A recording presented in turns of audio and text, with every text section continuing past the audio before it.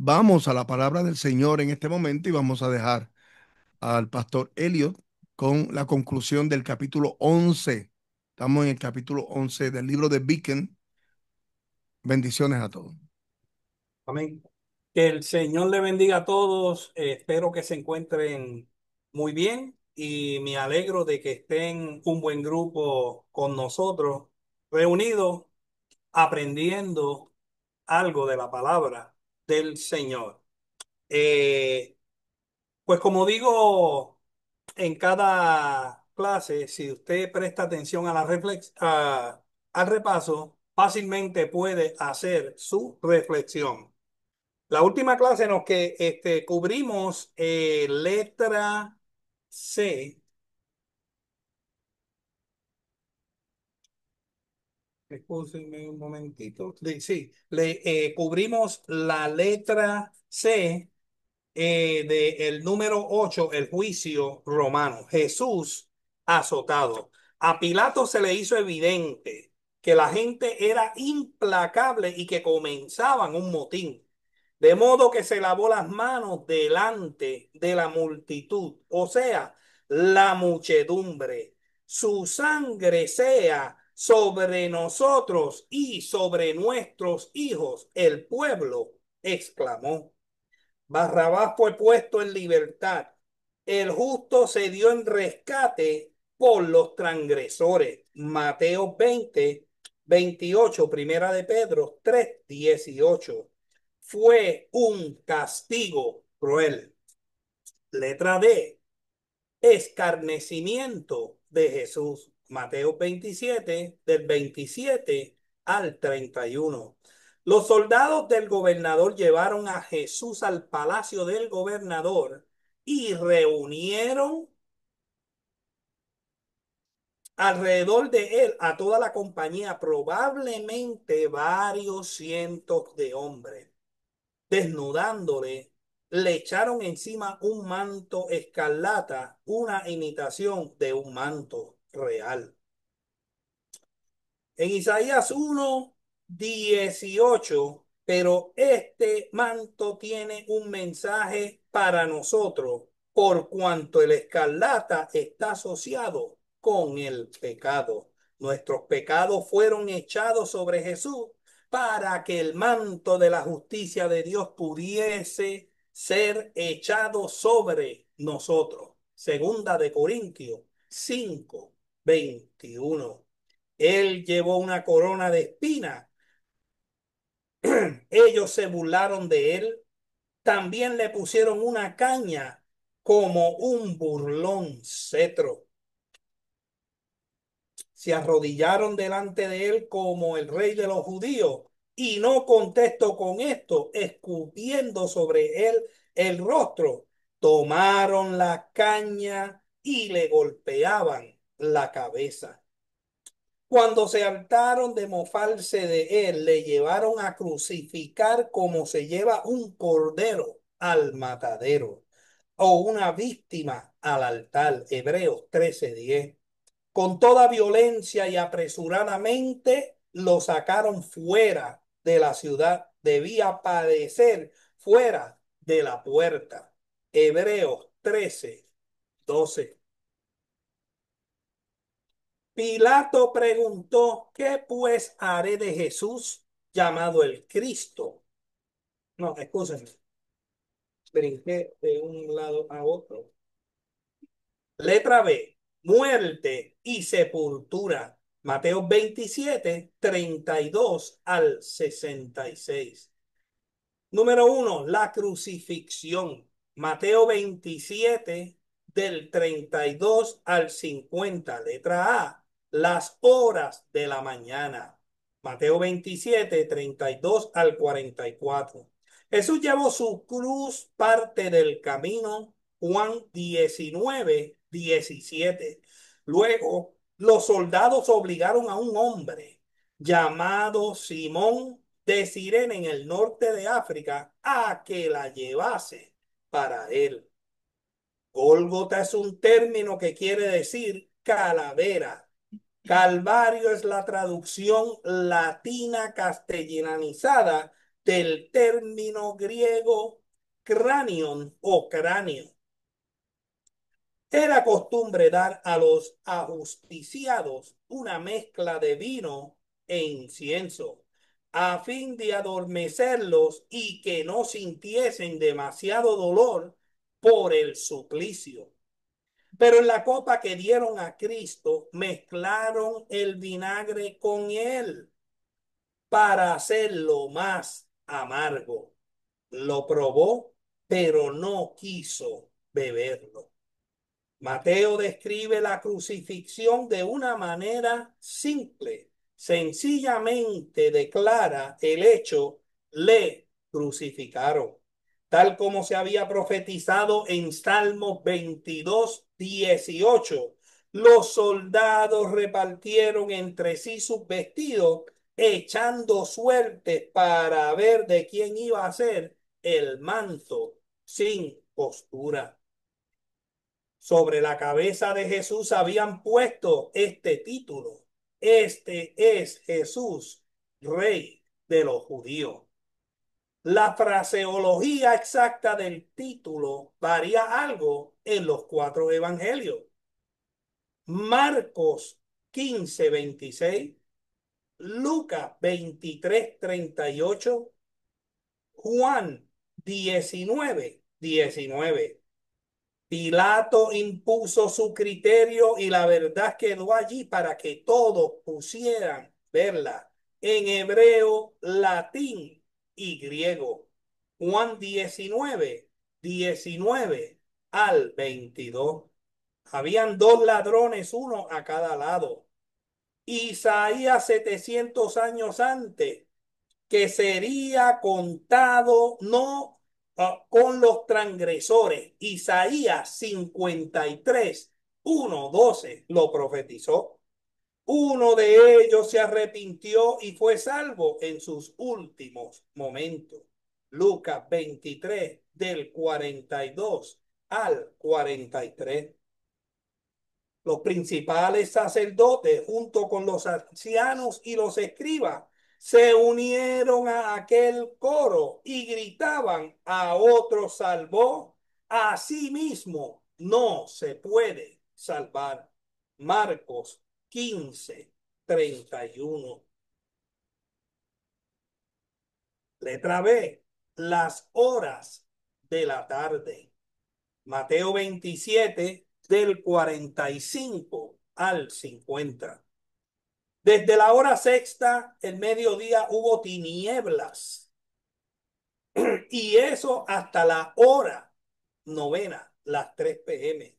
Fue en este tiempo que llevó la indescriptible maldición de nuestros pecados. A las 3 de la tarde clamó a gran voz diciendo: Dios mío, ¿por qué me has desamparado? La respuesta se halla en el Salmo 22:3. Jesús no tenía pecado en sí mismo, pero tomó sobre sí mismo la culpa de nuestro pecado. Segunda de Corintios 5:21. Dios ocultó completamente su rostro de él. Gálatas 3:13. Fue víctima por el pecado. No solo pagó la pena por el pecado, sino que sin culpa personal no conoció pecado. Segunda de Corintios 5:21. Sufrió en sí el efecto directo e inmediato de la culpa. Cuando Jesús exclamó: Elí, Elí, algunos de los que estaban allí dijeron que llamaba a Elías, burlándose de él. Uno de ellos usó una larga caña para llegarla a sus labios, una esponja empapada de vinagre. A juzgar por el Salmo 69:21, esto no fue hecho como un acto de compasión, sino añadiendo a sus padecimientos. Él murió porque quiso morir. Juan 10:17 al 18.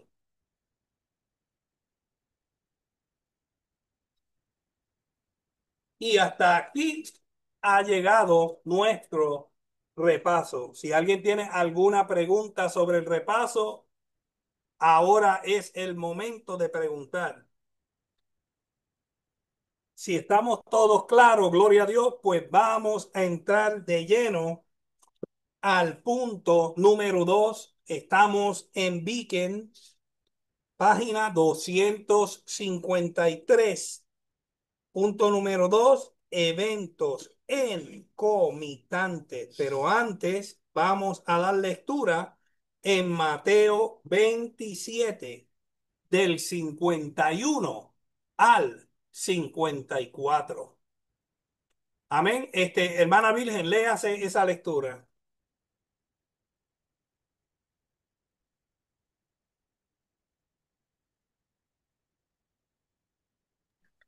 Bendecidos sean mis hermanos. Amén. Y he aquí el velo del templo se rasgó en dos, de arriba abajo, y la tierra tembló, y las rocas se partieron, y se abrieron los sepulcros, y muchos cuerpos de santos que habían dormido se levantaron.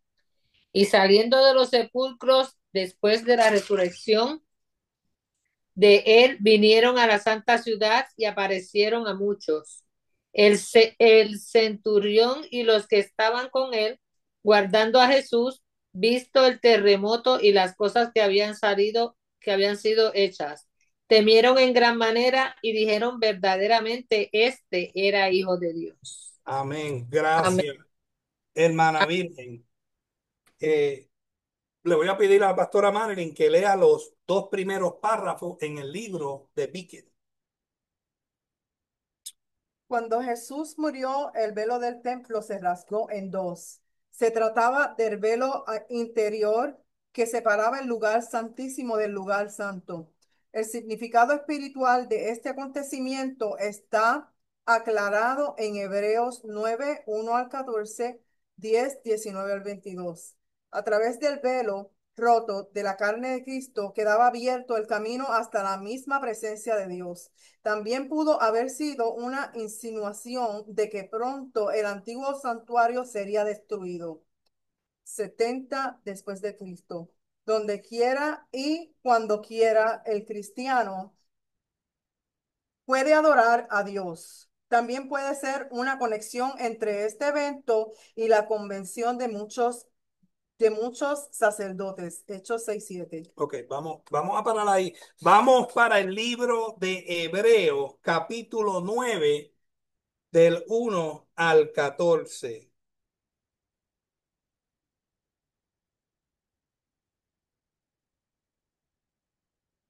Hebreos, capítulo 9 del 1 al 14. Pastor, ¿usted tiene la lectura? Sí, léalo rapidito. Sí, con gusto. Vamos para allá. Ahora bien, aún el primer pacto tenía ordenanzas de culto y un santuario terrenal, porque el tabernáculo estaba dispuesto así. En la primera parte, llamada el lugar santo, estaban el candelabro, la mesa y los panes de la proposición.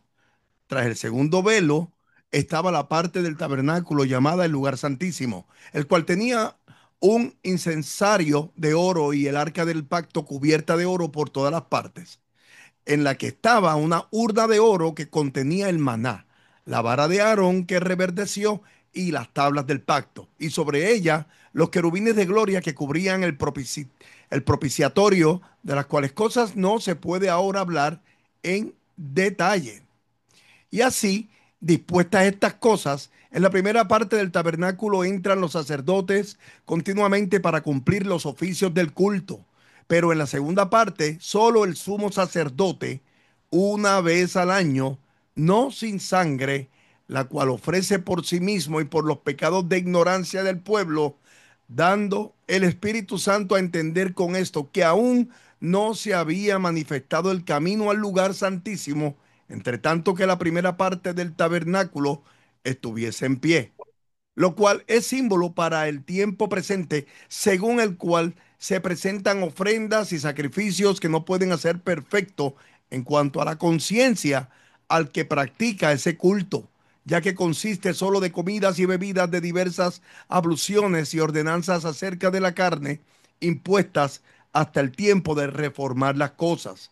Pero estando yo ya presente Cristo, sumo sacerdote de los bienes venideros, por el más amplio y más perfecto tabernáculo, no hecho de manos, es decir, no de esta creación, y no por sangre de machos cabríos ni de becerros, sino por su sangre, sino por su propia sangre, entró una vez para siempre en el lugar santísimo, habiendo obtenido eterna redención.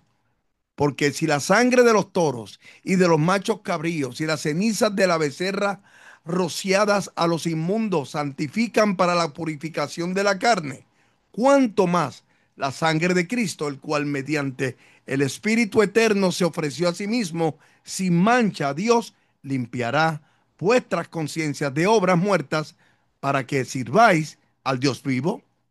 Amén. Ahora vamos para, gracias, pastor, Hebreos 10, 19 al 22. Lo tengo también. Léelo. Así que, hermanos, teniendo libertad para entrar en el lugar santísimo por la sangre de Jesucristo, por el camino nuevo y vivo que Él nos abrió a través del velo, esto es, de su carne, y teniendo un gran sacerdote sobre la casa de Dios, acerquémonos con corazón sincero, en plena certidumbre de fe, purificados los corazones de mala conciencia y lavados los cuerpos con agua pura. Amén. Hasta ahí, ¿verdad?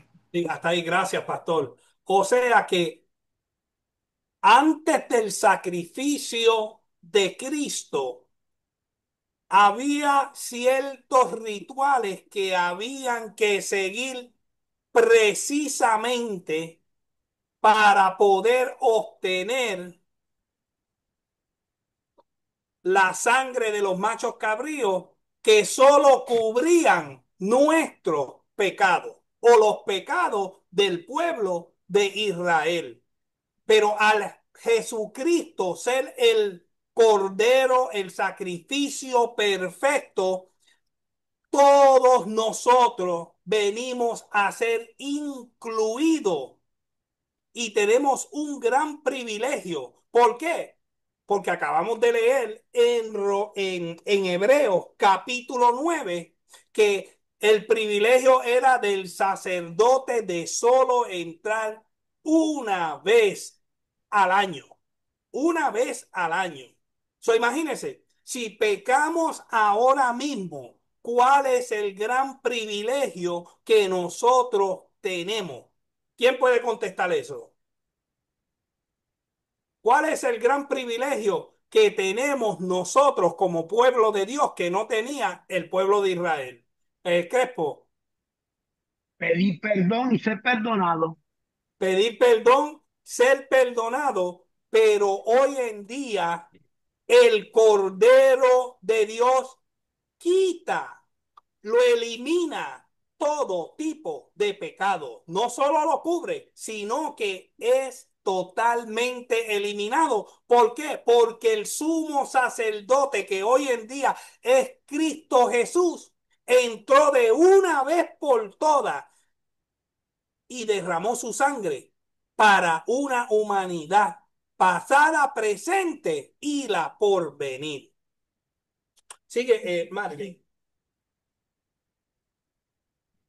El libro de Vicken, el segundo párrafo para entrar al comentario. La ruptura del velo está relatada en los tres sinópticos, pero el terremoto y la resurrección de algunos santos solo se registra aquí. No sabemos si hubo alguna relación entre el terremoto y la rotura del velo. Aquí no se especifica nada. Parecían dos consecuencias separadas, sobrenaturales de ese terremoto. Ni tampoco se nos dice qué sucedió en a los santos que resucitaron. Cualquier sugestión que hiciéramos sería sobre en la base de puras especulaciones. Amén, gracias. Panamá, cuando expiró el pesado velo que separaba el lugar santo del lugar santísimo, fue desgarrado de arriba hacia abajo. Hasta entonces aquel velo había impedido a todos. Usted ve qué privilegio grande tenemos nosotros hoy en día. La ley, la palabra dice que fue puesta como piedra de tropiezo. Había un estorbo que era el velo. El velo, ahí no podía entrar ninguna persona común. O sea, si el sumo sacerdote entraba en ese velo donde descendía la Shekinah de Jehová, que es la presencia de Jehová, y ese sacerdote estaba en pecado, ¿qué usted cree que iba a suceder con ese sacerdote? Muchacho, caía reventado. Caía reventado. Mire, en la Biblia no relata esto, pero los historiadores dicen que los sumos sacerdotes tenían que ponerse unas campanitas en sus vestiduras y tenían que ser amarrados con una soga. ¿Por qué? Porque si estaban en pecado, las campanitas paraban de sonar, el cuerpo caía y entonces con la soga había que jalarlo para afuera. Es correcto. Usted ve, usted ve la misericordia que nosotros hoy en día tenemos. Tenemos directo acceso y no solo eso, la palabra registra de que Él vino a hacer morada en nuestros corazones.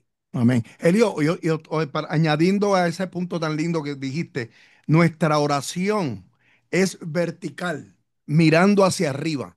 Por eso el velo del templo se rasgó de arriba, de donde viene Él, hasta donde estamos nosotros en la tierra, de arriba abajo, dejándonos saber que ahora tenemos acceso directo. Él viene de allá y nosotros vamos hacia allá. O sea, es algo bello. Cuatro puntos importantes del sacrificio de Cristo, que esto se predica todos los años en la Semana Santa. Expiación, que conlleva la redención, reconciliación y justificación. Esos cuatro puntos son importantes para que usted cuando hable del sacrificio de Cristo, usted lo ponga. Porque no antes había expiación con el toro, con el macho cabrío, pero se quedaba ahí, porque no limpiaba el pecado dentro del altar, que es corazón, era superficial. Sin embargo, al Cristo llegar y hacer el sacrificio perfecto, expiando, cubrió, pagó el precio de los pecados. Nos Amén. redime, nos reconcilia y nos justifica. Eso es poderoso. Amén. Amén, amén. En Levítico, gracias, pastor. Levítico 16:2 dice, y Jehová dijo a Moisés, di a Aarón tu hermano que no en todo tiempo entre en el santuario detrás del velo, delante del propiciatorio que está sobre el arca, para que no muera, porque yo apareceré en la nube sobre el propiciatorio. Usted ve que el Yacho. sacerdote solo podía entrar una vez al año, si no, ¿qué le iba a suceder? Lo que el pastor dijo, iba a caer el cuerpo sin vida. Contra Iba, Helio, pero también Jehová en ese momento era como que, tacho, era duro, mano. Porque esos tipos tienen que estar derechitos, derechitos, derechitos. Ahí no había amor papola. El que estaba ¿no? más o menos caía reventado, las campanitas dejaban de sonar, lo jalaban y el muerto al hoyo. Era una cosa bien rígida. O sea, para que tú veas que eso era, tenías que andar así y así era, si no, para el O hoyo. sea que la ley lo que produce es muerte, mas la Totalmente. gracia produce ¿qué? Produce vida en Vida. Cristo y vida en abundancia. Gloria a Dios. Solo un hombre podía entrar en el santuario interior y solo podía hacerlo una vez al año. Hebreos 9:7, por medio de su muerte, Hebreos 10, del 19 al 20, el más humilde creyente puede entrar en cualquier momento en la presencia de Dios en oración y alabanza. La muerte del Hijo de Dios produjo asimismo unas enormes convulsiones en la naturaleza, como si se hubiese una empatía entre la creación inanimada y su creador.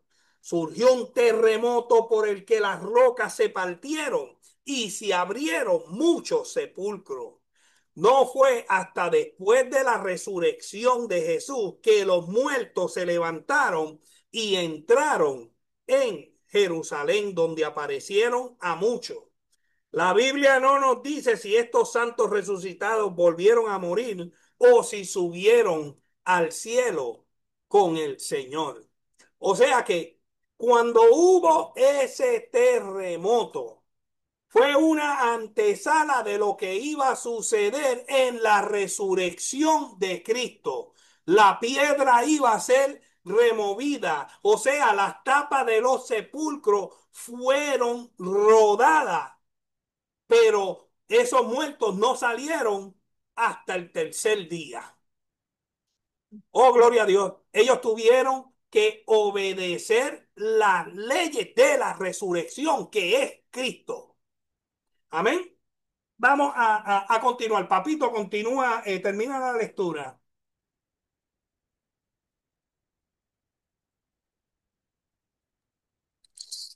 Amén. Cuando el centurión, oficial a cargo de 100 hombres, vio las cosas que habían sucedido, se llenó de pavor y dijo, verdaderamente este era hijo de Dios. Aquí no hay un artículo definido en griego. Es una correctísima versión de hijo de Dios, pero hay algo que debe decirse por la traducción el hijo de Dios. En este lugar, S. Cowell ha realizado un vigoroso estudio del uso y los casos inusitados del artículo definido en el Nuevo Testamento griego. Moe aparentemente lo apoya. La omisión del artículo definido no es el absoluto evidencia en contra de la deidad de Jesucristo, enseñada con toda claridad a través de las páginas del Nuevo Testamento. La falta en este pasaje solo podría significar que un soldado pagano romano no tenía la capacidad de comprender y aseverar la deidad de Jesucristo. Lucas informa que el centurión dijo, verdaderamente este hombre era justo. No, imagínense ustedes, pónganse en los zapatos de ese centurión pagano. Él tuvo que estar presente ahí cuando vituperaron al maestro, cuando lo escarnecieron, cuando lo escupieron, cuando le daban de puñetazo, cuando le quitaban el cetro ese que le pusieron en la mano y le daban a garrotazo en la cabeza, incrustándole la corona de espina en su cráneo. Él estuvo ahí presente. So, imagínense al Jesucristo expirar y hubo esa conmoción. La naturaleza no soportó. ¿Se acuerdan de el justo Abel cuando Caín mató a Abel? Que la sangre llamaba por justicia. La tierra estaba clamando por justicia. No se pudo contener. Aquellas extrañas convulsiones de la naturaleza convencieron al centurión romano y a sus hombres de que Jesús era el Hijo de Dios. El terror se apoderó de ellos. Temieron ser consumidos o tragados por la tierra en el terremoto. Mire, después de haber ser testigo ocular de esas atrocidades, ese centurión puede que en ese momento se haya compungido tanto que dijo algo que él mismo ni comprendía lo que estaba diciendo. El centurión y los soldados pronunciaban ahora esta confesión voluntaria de la fe cristiana. Fue esta una confesión plena de Jesucristo como Señor y Salvador, o un simple reconocimiento de que Jesús era más que un simple hombre. No podemos tener certeza alguna. Sí que indican un sentimiento de maravilla y la conciencia de que las perturbaciones de la naturaleza estaban de algún modo relacionadas con la muerte de Jesús y con la muerte y no con la muerte de los que habían sido crucificados con él. Este es el punto número 2, eventos concomitantes. ¿Alguien tiene algún comentario o alguna pregunta tocante al punto número 2? ¿Estamos claros? Pues vamos a entrar al punto número 3. Mujeres que lo acompañaban. Mateo 27 del 55 al 56. Sari, si puede leer la lectura bíblica.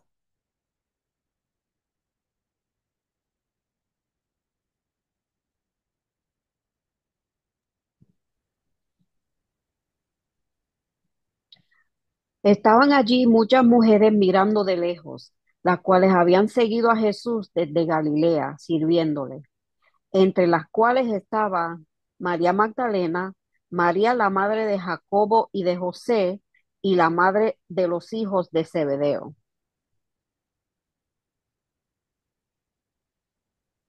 Amén.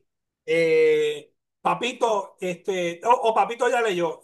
Wendy, léete los primeros dos párrafos. O léete la lectura porque es muy cortita. Ok. El punto 3. En agudo contraste con las actitudes y acciones chocantes de los líderes judíos que rodeaban la cruz, está la reacción del centurión y de esas mujeres. Con amorosa devoción habían seguido al maestro de Galilea sirviéndole. Carr le llama a esto el principio del ministerio de la mujer, el diaconado femenino en la iglesia cristiana. Los hombres habían huido por temor. Fueron las mujeres que quedaron a la vista de la cruz. Qué consuelo deben haber sido para Cristo. María Magdalena es mencionada aquí por primera vez en este evangelio. Su nombre indica que provenía de Magdala o de la costa occidental del mar de Galilea. Jesús le había librado de 7 demonios en Lucas 8:2 y ella rebosaba de gratitud hacia él. Su profunda devoción la hizo ser la primera en llegar ante la tumba vacía en la mañana de resurrección. Poco sabemos acerca de la otra María, la madre de los hijos de Zebedeo. Probablemente se llamaba Salomé. Amén. Punto número 3, mujeres que lo acompañaban. La gran devoción de estas mujeres se destaca de manera especial. Permanecieron junto a Cristo cuando los discípulos varones huyeron para salvar sus propias vidas. Oh, gloria a Dios.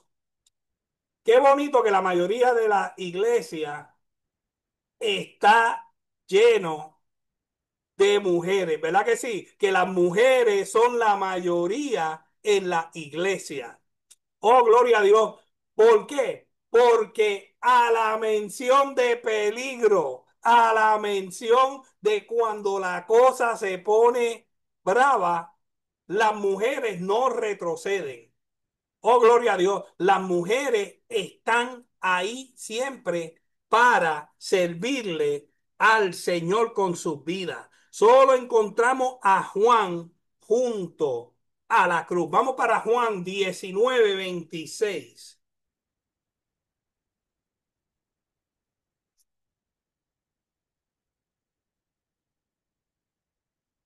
¿Dónde estaba Pedro? Que Pedro era el bravo, ¿verdad que sí? Léelo, papito. Amén. Cuando vio Jesús a su madre y al discípulo a quien él amaba, que estaba presente, dijo a su madre: Mujer, me ahí tu hijo. Amén. O sea que el único discípulo que los evangelios registran que estuvo presente fue el discípulo amado Juan. El único de 12 discípulos de su que eran los más cercanos a Jesús. Acuérdese que eran muchos discípulos, muchos discípulos, pero el núcleo eran 12. Y a pesar de los 12 había un círculo interno. Amén. ¿Y dónde estaban esos? De ese círculo interno, solo Juan permaneció. Fueron, mire, herirán al pastor y las ovejas serán dispersadas. Estas mujeres habían seguido a Jesús desde Galilea por el gran afecto que le tenían, pues solo los varones estaban obligados a subir a la fiesta. O sea, el deber de cada varón era subir a celebrar la fiesta. Eso era un mandato para los varones. Pero estas mujeres, como le servían a Jesús y amaban a Jesús en realidad, estuvieron ahí, no importando que sus vidas corrieran peligro. Ellas le servían. Vamos para Lucas 8, del 1 al 3.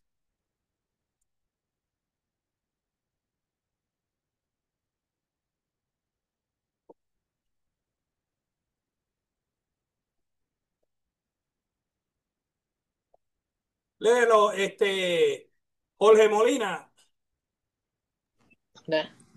Mujeres que sirven a Jesús. Aconteció después que Jesús iba por todas las ciudades y aldeas predicando y anunciando el evangelio del reino de Dios, y los 12 con él. Y algunas mujeres habían sido sanadas de espíritus malos y de enfermedades. María, que se llamaba Magdalena. Magdalena, de la que habían salido 7 demonios. Juan, mujer de Chuza, intendente de Herodes, y Susana y otras muchas que les servían de sus bienes. Amén. O sea que estas mujeres estaban agradecidas de lo que Cristo había hecho por ellos. Y no solo le servían con su tiempo, sino que también le servían con sus bienes. Amén. Acuérdense que Jesucristo solo lo que tenía era un manto y una vestimenta. Él no tenía más nada en este mundo. Pero entonces el Señor Dios proveía el corazón de estas mujeres para que ellas hicieran provisión al maestro. Qué lindo cuando nos dejamos utilizar para proveer las necesidades del maestro. Amén. Vamos a continuar. Juan 19:25 menciona cerca de la cruz a Juan, a la madre de Jesús y a la hermana de su madre, María, mujer de Cleofas, y María Magdalena. El que estuvieran un poco alejadas no significa desafecto, sino timidez y delicadeza. Tenga en cuenta que Jesús estaba completamente desnudo. O sea que cuando los romanos iban a crucificar a un individuo, ellos le quitaban toda su dignidad. Lo desvestían, lo desnudaban, y por eso era que ellas no estaban ahí al pie de la cruz, pero estaban de cerca, que el maestro las podía ver, tal vez para mostrar algún tipo de reverencia al maestro. Estaba, mire, Da Vinci lo pintó con con un manto por encima, pero él estaba totalmente desnudo. Eso lo hacían para robarle todo tipo de dignidad. En un sentido muy real, José se enterró a sí mismo. Estoy brincando. El que estuvieran poco alejadas no significa desafecto, sino timidez y delicadeza. Téngase en cuenta que Jesús estaba completamente desnudo, puesto que no podían servirle ningún servicio, le dirigían al menos una mirada de afecto, una mirada llena de compasión. O sea que ya en los últimos momentos, estas mujeres que fueron sus servidoras por aproximadamente 3 años, estaban ahí sintiéndose prácticamente inútiles porque no podían darle un vasito de agua, no podían ponerle un ungüento, no podían hacer nada por él, sino darle la mirada de compasión. ¿Alguien tiene alguna pregunta o algún comentario del punto número 3? ¿Alguien sabía que sabía esa información de que cuando crucificaban a los malhechores, los crucificaban desnudos? ¿Quién no lo sabía? Pues aprendimos algo bueno, algo nuevo hoy. Qué bien. Vamos para el punto número 4, Mateo 27, del 57 al 61. Mateo 27, del 57 al 61. Judith, ¿puede leer?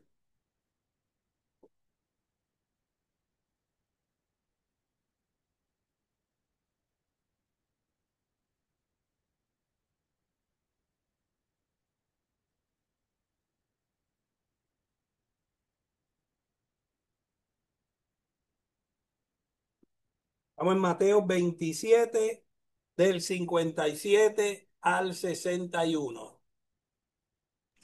Ya lo leo. Amén. Ok.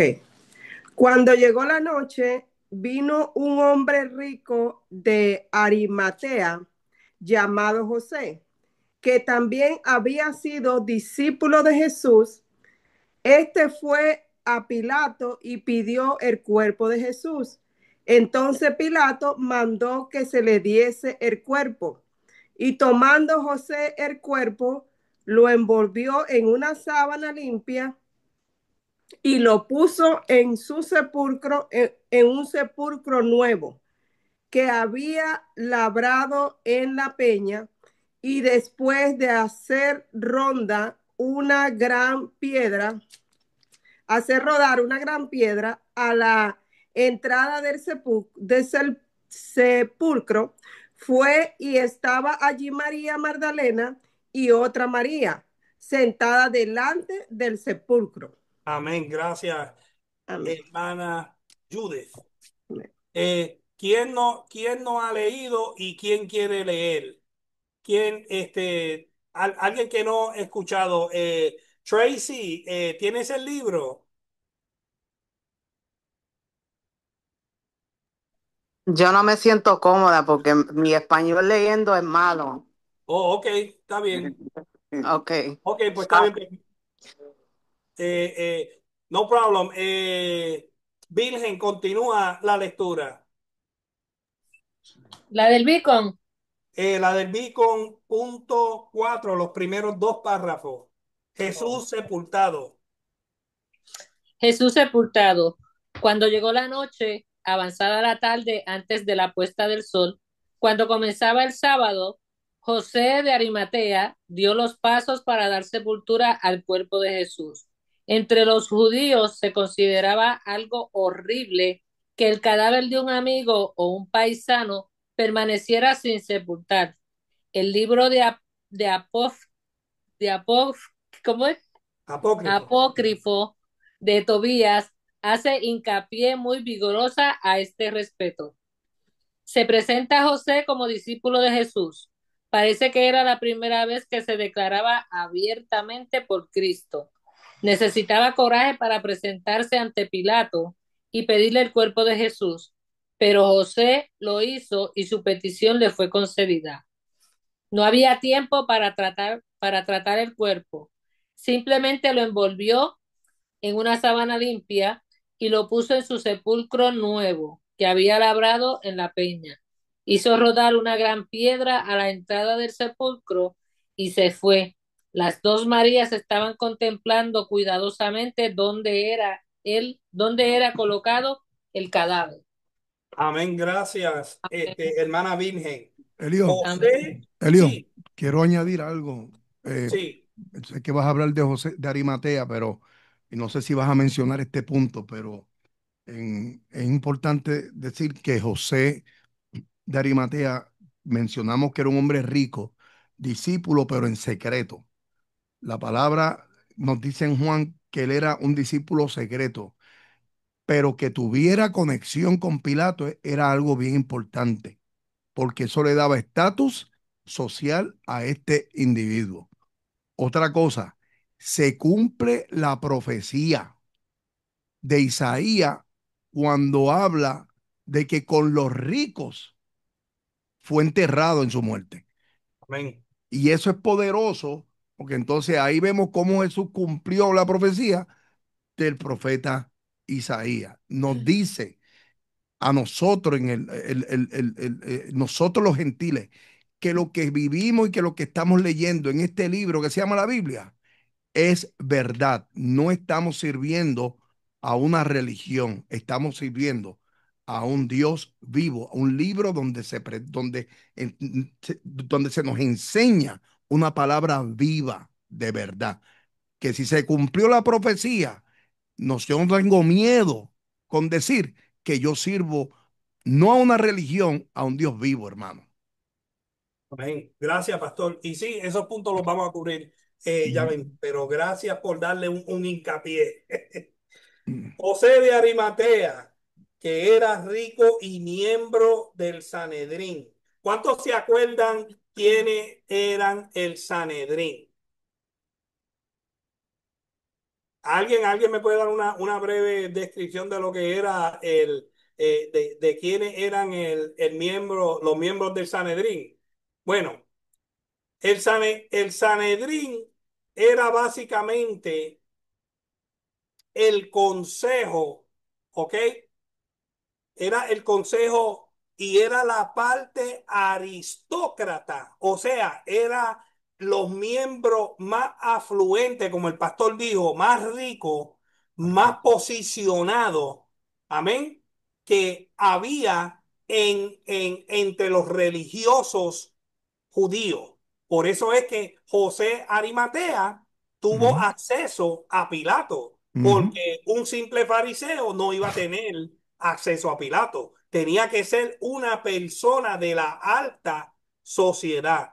Aquí en Manhattan le llaman socialite. ¿Ok? Los socialites son gente que están en los eventos magnos, en los eventos grandes que hay, que la gente común como tú y yo no podemos entrar a menos que vayamos a trabajar en No, ese evento. no.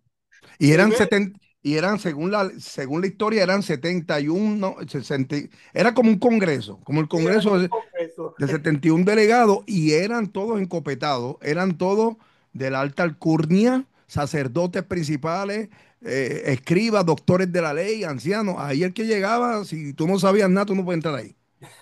Nadie ahí no puede entrar. Y José de Arimatea era miembro del Sanedrín. Amén. José de Menor, que era rico y miembro del Sanedrín, no había consentido en la decisión del consejo de entregar a Ujú. Jesús a Pilato. Vamos para Lucas 23, del 50 al 51. La pastora Marilyn Lorea. Amén. Había un varón llamado José de Arimatea, ciudad de Judea, el cual era miembro del concilio, varón bueno y justo, este que también esperaba el reino de Dios y no había consentido en el acuerdo ni en los hechos de ellos. Amén. O sea que si era un discípulo secreto, ahí se le voló el cover. Por, Porque por- él lo defendió, él no consintió en eso, se le quemó el secreto. Amén. sí, sí, sí, sí. Y hasta este punto había sido un discípulo secreto, ahora echó la precaución por la ventana. Atrevidamente se presentó ante Pilato y pidió permiso para sepultar el cuerpo de Jesús. Hemos de intentar imaginar la sorpresa de Pilato y la provocación que esto era para los judíos. Que un miembro del Sanedrín tomase postura pública por Jesús.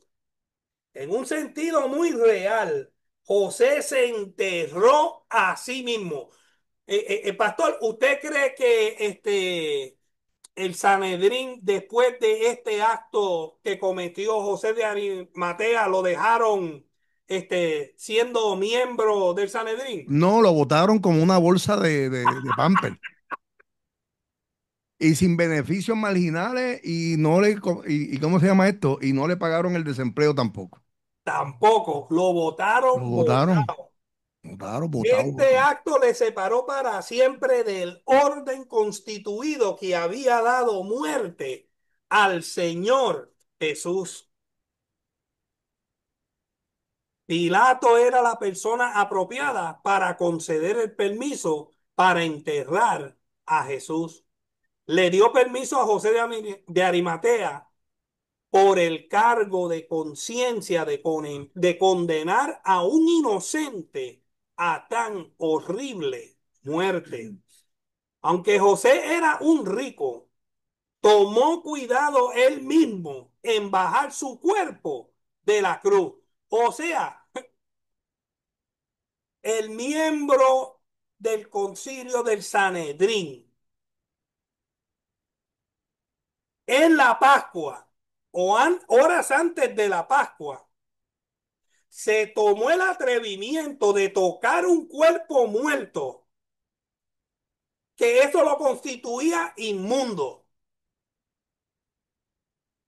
So, imagínense las repercusiones que esto trajo al Sanedrín, que él mismo, o sea, pastor, él era un rico, él tenía dinero suficiente para pagarle a hombres gentiles, para contratar hombres gentiles, Seguro, para bajar a ese muerto, para seguro. bajar al muerto, al cuerpo muerto de nuestro maestro, pero él decidió hacerlo él mismo. Pero ahí tú ves, perdóname, aquí tú ves el aspecto espiritual, aún en la pasión de Jesús, tú ves cómo el Espíritu Santo está trabajando con dos o tres personajes como lo es Nicodemo, como lo es José de Arimatea, como lo es el centurión. Toda esta gente, el Espíritu Santo le está dando convicción de alguna manera. Aquellos que predican que el Espíritu Santo nunca estuvo, es un error. El Espíritu Santo siempre ha estado desde la creación. Amén. Y una función como esta, y algo tan tremendo y tan poderoso, que tú seas testigo de la muerte de un inocente que se anunció 700, 800 años antes por profeta, y tú estás viendo lo que tú estudiaste, hermano, tiene que ser un privilegio. Amén. Entonces yo creo que de los 70, de los 71, por lo menos ahí está José de Arimatea, está Nicodemo, que el Espíritu Santo le revela que este verdaderamente es el Hijo de Dios. Amén. Gloria, eso es poderoso, hermano. Amén. Mire, envolviendo el cuerpo en una sábana limpia, lo puso en su sepulcro nuevo y Wow, cerró la entrada con una gran piedra. wow. En Isaías 53:9 dice, y se dispuso con los impíos su sepultura, mas con los ricos fue en su muerte. Indudablemente sus enemigos tenían la intención de echar su cuerpo al valle de Hinnom para que fuese consumido por los fuegos del basurero o para que fuese comido por la zorra. Pero Dios predominó sobre los planes de ellos y usó a José para asegurar que fuese sepultado con los ricos. Después que José se fue, María Magdalena y la madre de Jacobo y José se quedaron a vigilar frente al sepulcro. Aleluya. Oh, gloria a Dios. Mire, el ministerio de la mujer siempre estuvo presente y Jesús fue honrado por el ministerio de las mujeres. Porque leímos en Lucas que ellas le servían y aquí nos registra de que se quedaron hombres, varones, sino las mujeres. Oh, gloria a Dios. ¿Alguien tiene alguna pregunta o algún comentario tocante el punto número 4, Jesús sepultado? Si no, vamos de lleno para terminar el capítulo al número 5. Mateo 27 del 62 al 66. El pastor, léalo, porque usted lee rapidito.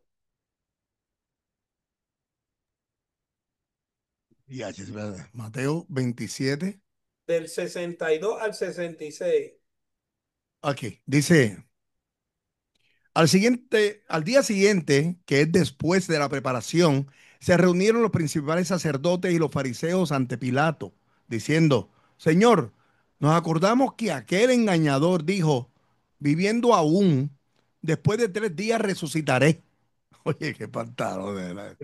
Estos tipos dicen, Señor, nos acordamos que aquel engañador dijo, viviendo aún, después de 3 días resucitaré. Manda, pues, que se asegure el sepulcro hasta el tercer día. Yo me los imagino, qué bobos son.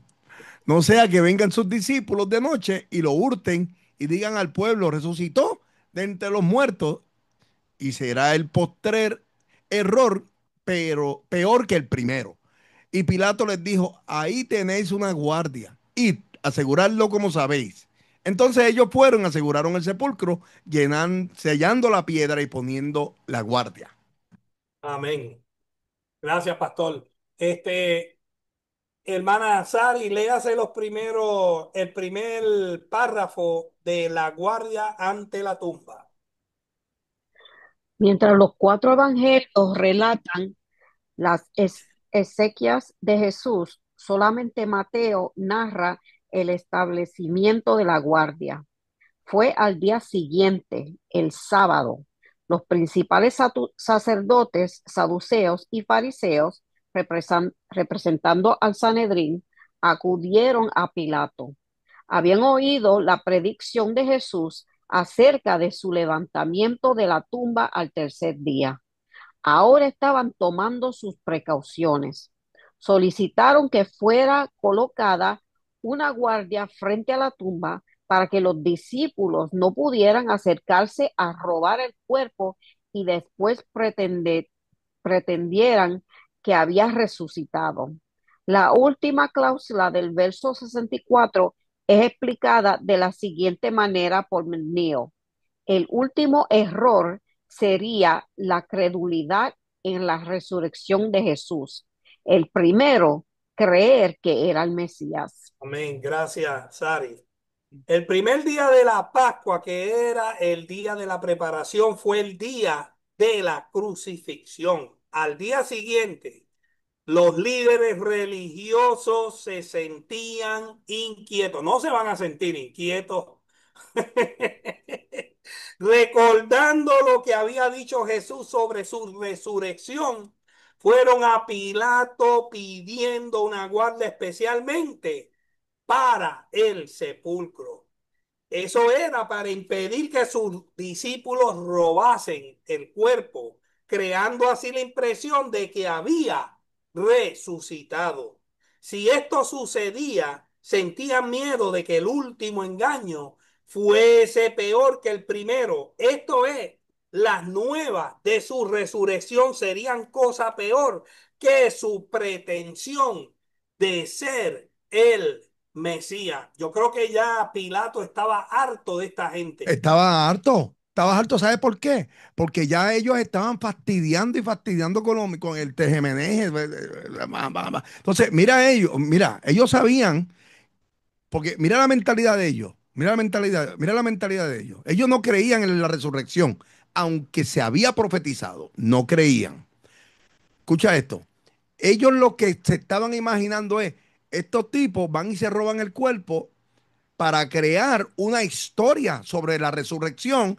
Quiere decir que el postrer error es peor que el primero. O sea, ese, ese rumor va a crear una revuelta en el pueblo y van a atacar a los mismos religiosos que quieren acabar totalmente con el cuerpo de Jesús.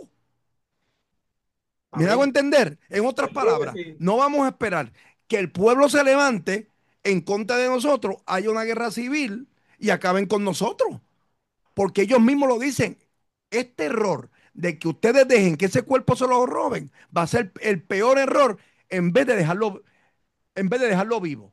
Que era mejor que lo dejaran vivo, no lo mataran, en vez de robarse el cuerpo para creer de que él se resucitó o que se cumplió la profecía. ¿Me hago entender? ¿Están entendiendo el punto? Porque ellos no creían en resurrección. Y esto estaba muy ajeno, ahora mismo, Helio, esto estaba muy ajeno a la mentalidad aún de los discípulos. Ellos creían que Jesús se murió y se acabó. Todos. Se les olvidó la profecía, se les olvidó que los profetas, valga la redundancia, la habían profetizado, ¿entienden? Por eso van a donde Pilato a que creen un sello. ¿Por qué el sello? Porque si hay un sello allí romano, nadie puede abrir la tumba. El que abra la tumba lo Le pican para corta la pasteles. cabeza. Sí. Ujú. Ay, mire, también Pilato estaba perturbado. Mm. Él estaba perturbado. ¿Por qué? Vamos para Mateo 27:19. Mateo 27:19 dice, y estando él sentado en el tribunal, su mujer le mandó a decir, no tengas nada que ver con ese justo, porque hoy he padecido mucho en sueños por causa de él. O sea que Pilato sabía que Jesús era inocente, que era justo, mas como no quería un tumulto del pueblo, no quería verse mal, no quería perder su puesto de gobernador, él decidió crucificar a Cristo, sacrificar al justo para salvar su carrera. ¿Y usted cree que eso no le molestaba en la conciencia? Más teniendo a su mujer encima de él, ¿por qué lo hiciste? Lo crucificaste. ¿Por qué lo hiciste? Imagínese el martirio que tenía que tener Pilato en la cabeza. Amén. Vamos a continuar. Pilato ya estaba harto. Él lo que quería era que se acabaran ya estas fiestas para poder él continuar con su vida. Sari, termina la lectura. Pilato replicó, ahí tenéis una guardia y aseguradlo como sabéis. Guardia en griego es custodian.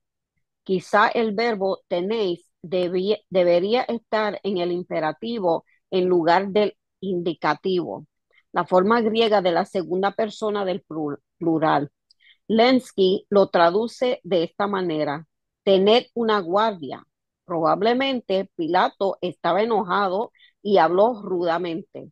Estos eran los hombres que lo habían arrinconado, por decirlo así, y sin duda estaba muy disgustado para concederle más favores. Pero es evidente que les concedió un pequeño grupo de soldados con un oficial de guardia ante la tumba. Me encanta el comentario de Viken porque yo me afino muy bien a él.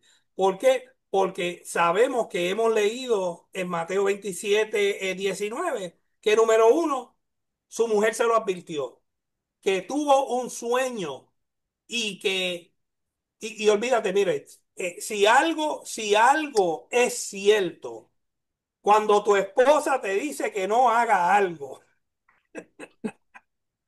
y tú lo haces, y entonces lo que tu esposa te dijo que te iba a pasar, te pasa, ¿verdad?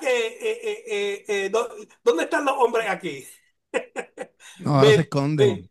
Ahora ¿Verdad se que la esconden. mujer tiene como, ¿cómo es que dicen? Una Sixth quinta sense. intuición, an extra intuition, you know? Pues ella tuvo un sueño divino, tuvo un sueño revelador. Y entonces Pilato también se dio cuenta de que él era justo.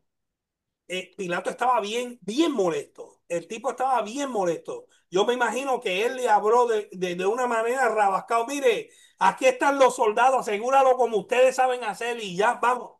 Márchense, lárguense.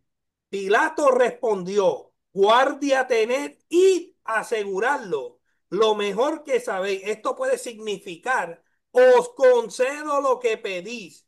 ¿Había alguna ironía en la voz de Pilato al añadir, asegurarlo lo mejor que sabéis? Hicieron lo mejor que pudieron, sellaron la piedra y dispusieron la guardia, pero sus mejores medios de seguridad no fueron suficientes, porque ya todos sabemos lo que sucedió al tercer día. ¿Alguien tiene alguna pregunta o algún comentario? ¿O estamos todos? Sí, Jorge Molina. Este, yo estoy pensando que los fariseos, después de ver eh, muchas cosas que se cumplieron que dijo Jesús, para mí estaban asustados. Sí, Igual que ¿cómo se llama? Ay, Dios mío, se me fue de la mente. Pero ellos estaban asustados porque ellos han visto ya muchas cosas que se profetizó y se cumplió. pero mira, la diferencia es que estaban ciegos, porque el Señor mismo cerró sus ojos. Estaban ciegos y la profecía tenía que cumplirse al pie de la letra. Pero nada, si ya no tienen algún comentario, pues nuestro pastor con nosotros y hemos dado fin al capítulo 11.